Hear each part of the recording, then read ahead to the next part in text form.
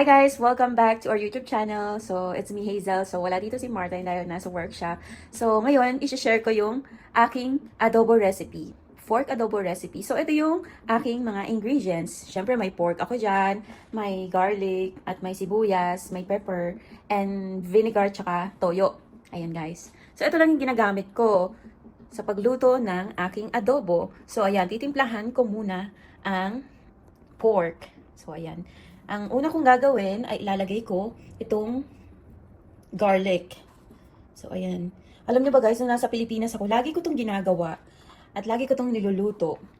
Alam niyo ba, gustong gusto to ng family ko, ng mga friends ko, pag pinagluluto ko sila. Dahil ang sarap daw at hindi maalat. Ano ba ang sikreto para hindi umalat ang adobo? So, ayan, nilagyan ko na, ang dami ko yata na ilagay na sibuyas, tsaka bawang. So, ano bang sikreto para hindi umalat ang adobo? So, ayan, nilalagay ko na ang paminta. Pamintang buo. Minsan, dapat dinuduro ko siya eh. Wala kasi akong grinder or natapon yung aking bote. So, ayan, nilalagay ko yung buong paminta. Ayan. Eh, ganito lang guys, magluto ng pork adobo. So, ito, tanggalin ko muna yung aking sangkalan. Tapos, ayan. Ayan na yung aking adobo. Tapos, lagyan ko yung toyo. So, ayan. Lagi akong gumagamit ng dato puti kasi masarap siya. So, ayan.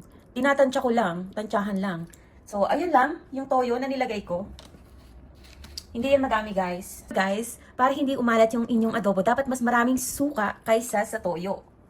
Para hindi umalat. Tapos, nilalagyan ko siya ng konting asukal. Ayan lang. Konting-konti lang na asukal. Tapos, haluin ko siya. So, ayan na ang aking adobo.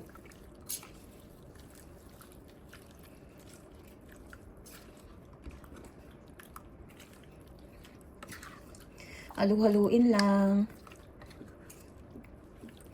Ito lang ang pinakasimpleng adobo. Hindi nyo na kailangan ng madami pang ek-ek para sa masarap na adobo.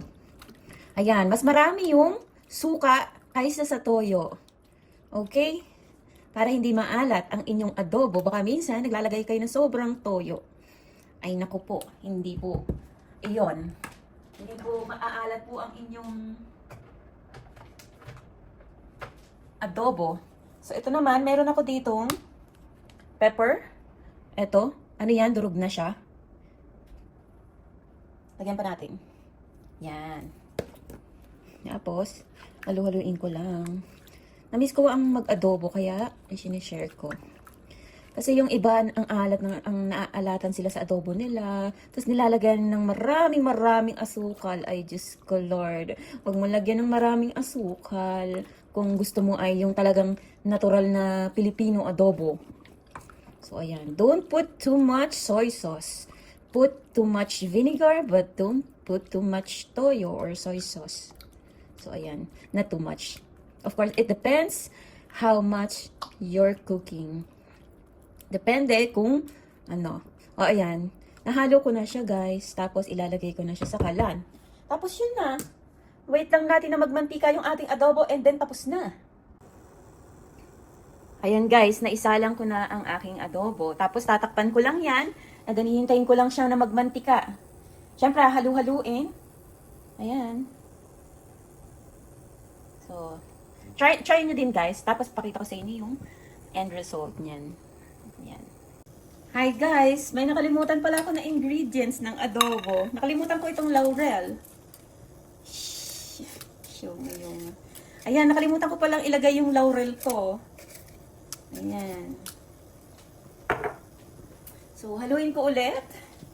Nakalimutan natin ilagay yung ating laurel eh. Para mabango siya. Diba?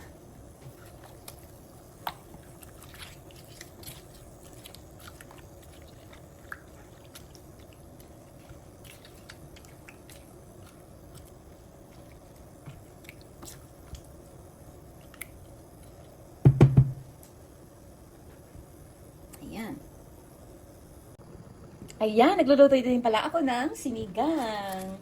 Tapos yung isa adobo. Tapos ilalagay ko na yung pechay. I'll put my pechay. Eto na guys, ang adobo ko. Ayan, kumukulo na siya. Ayan. Haluin ko lang ng kaunti. Hintayin natin siya magmantika or matuyo. Matutuyo yan guys. Ganyan talaga mag-adobo.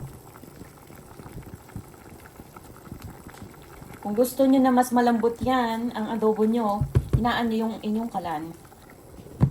So, kung gusto nyo malambot, 6 lang or 5. Magamit ko yun. Para maging malambot yung inyong karne. Slow cook ba? Tawag doon, slow cook. Ayan, sarap eh.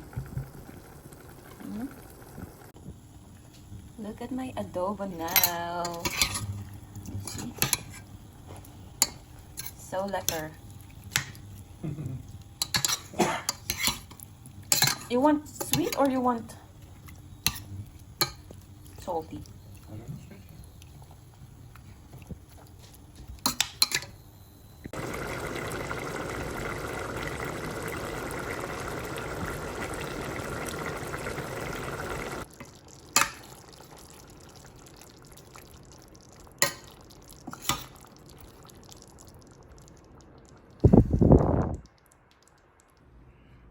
Sinigang and adobo. Lekker Scott. Heerlijk weer. Yeah. He's eating adobo with the tinidor. And rice, of course. Lekker. Eet smakelijk. Dankjewel.